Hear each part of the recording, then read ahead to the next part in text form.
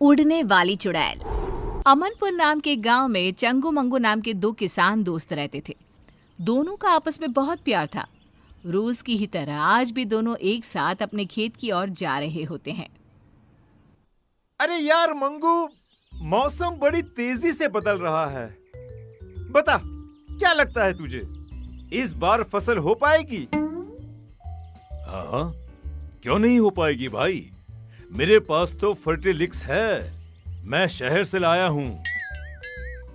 ओ, खाद तो अरे वो तो हमारे पास भी है। सब गुड़ गोबर कर देता है तू, ये शहर में मिलता है। अरे तू कहाँ से पाएगा, बहुत महंगा मिलता है ये। दिखा दी ना अपनी औकात। मंगू, आखिर हमारे बीच पैसा आ ही गया। अरे नहीं चाहिए मुझे तेरे जैसा दोस्त जो हमेशा मुझे नीचा दिखाना चाहता है। अरे चंगू, पर मैंने कब तुझे नीचा दिखाया? अरे मैं तो सच्चाई कह रहा हूँ।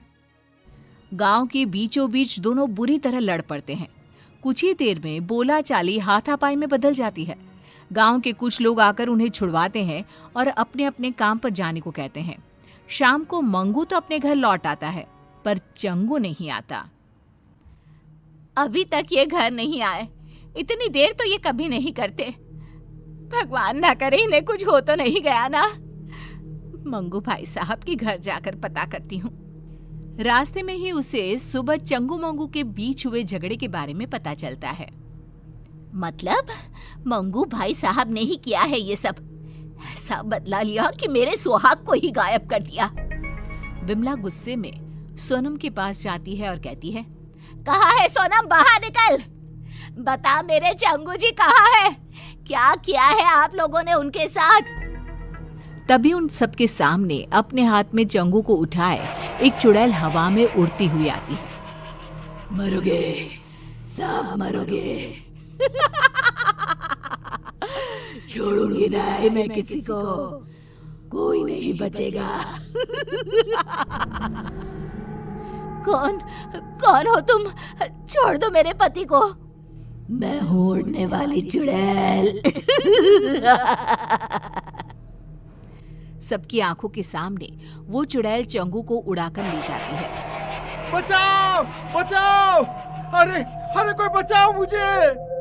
उसी रात से गांव में उड़ने वाली चुड़ैल का साया मंडराने लगता है। अगली सुबह केसारी लोटा लिए खेत की तरफ जा रहा होता है। तभी चुड़ैल उड़ती हुई आती है और उसे हवा में उड़ाकर ले जाती है। अरे चुड़ैलिया, मुझे छोड़ दे मुझे चुड़ैलिया। अरे चाहिए तो मेरा ये लोटा ले ले। तेरे लोटे का मैं क्या करूंगी? मुझे जो तेरी चर्बी चाहिए, चर्बी।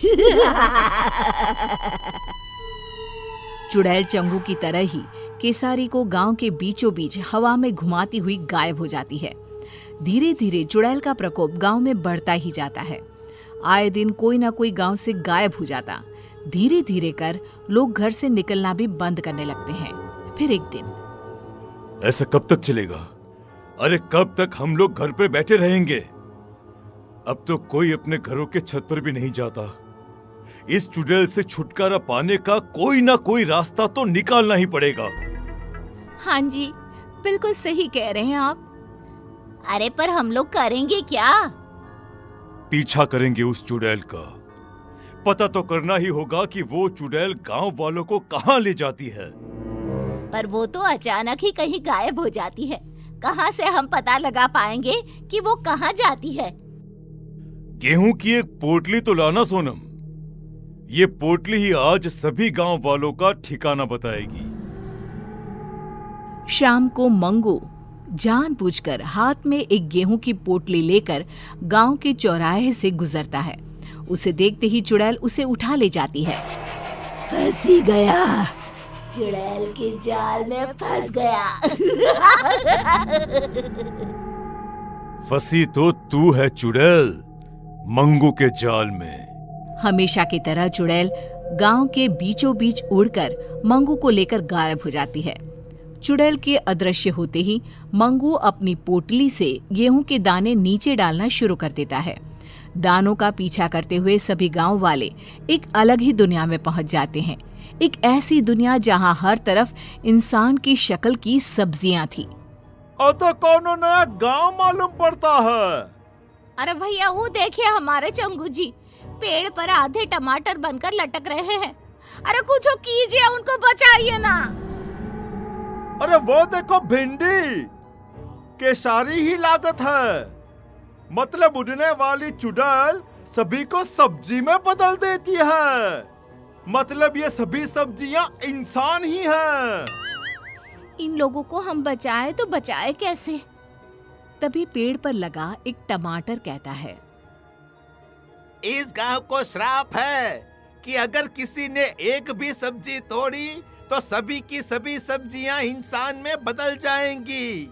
पर चुड़ैल के रहते कोई सब्जी को छू भी नहीं सकता। अरे वो आती ही होगी, तुम लोग भी कहीं छुप जाओ, जाओ जल्दी। ये सारी बातें मंगू सुन लेता है। वो चालाक तो था ही।